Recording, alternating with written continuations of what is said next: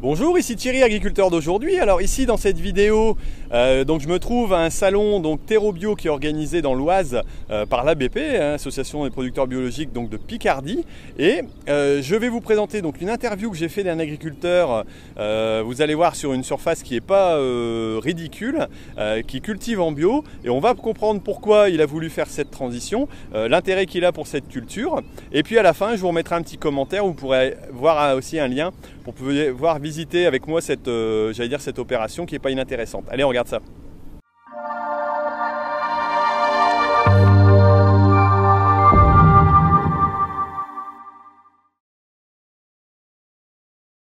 Donc je me trouve ici avec Corentin Masson, donc, qui est agriculteur ici dans l'Oise à Chèvreville et qui va nous expliquer un peu la structure d'exploitation en bio, voilà, qui est quand même d'une surface assez conséquente. Ça représente combien au total? Donc alors ici on cultive 260 hectares, l'exploitation est scindée en deux structures juridiques et là on est en surface, on est à 130 hectares en bio et 130 hectares en conventionnel.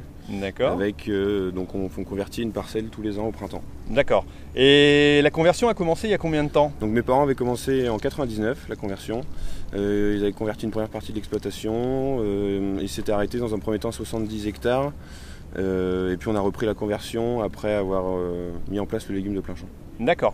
Et alors quelles productions sont réalisées sur l'exploitation? Donc en bio on cultive de la luzerne, du blé, une association triticale pois, on fait de la carotte, de la pomme de terre, de la betterave rouge, un peu de sarrasin et de l'avoine flocon. D'accord, donc une grande variété, j'allais dire un peu qu'on trouve dans l'exploitation bio, parce qu'il faut aussi un assolement relativement allongé. La durée de l'assolement est sur, j'imagine, 7 ans ou... 7 ans, voilà. 7 ans, d'accord. Et quelles sont les destinations de ces produits? Vous les vendez, donc c'est quoi? C'est l'industrie, c'est du commerce? Pour les légumes, c'est beaucoup le marché de frais. D'accord. En pommes de terre, on a en gros la moitié en chair ferme, la moitié en chair tendre. La carotte, c'est pour faire de la carotte type nantaise, donc on se trouve en sachet en supermarché. La betterave rouge, c'est pour des cuisères, on retrouve les betteraves rouges sous vide, donc c'est du marché de frais aussi. Et après, les céréales, on essaie de faire un maximum d'alimentation humaine et en contrat de semences, on fait beaucoup de contrats de semences. D'accord. Et quel a été le déclencheur, j'allais dire, de cette conversion? Est-ce qu'il y avait une raison particulière ou c'était vraiment la bio ou alors c'était l'aspect économique aussi qui pouvait être intéressant? Bon, c'était un petit peu un tout. On a repris la conversion quand je suis revenu sur l'exploitation parce que moi j'avais dit, donc voilà, je revenais pour travailler avec un but d'installation au final.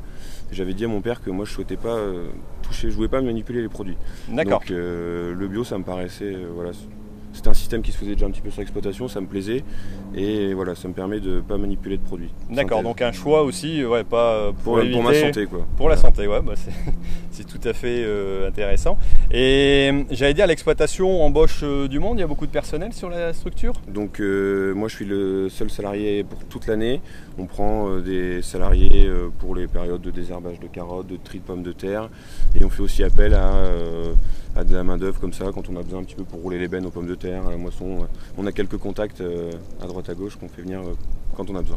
D'accord. Et j'allais dire, qu'est-ce qui serait marquant, j'allais dire, à expliquer dans l'exploitation par rapport à son organisation et sa structuration?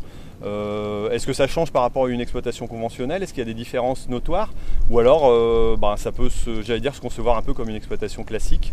Je pense que l'approche est quand même différente. Déjà du fait qu'on est en bio, il faut vraiment tout anticiper. On ne peut pas se rattraper avec un produit, un désherbant, un fongicide.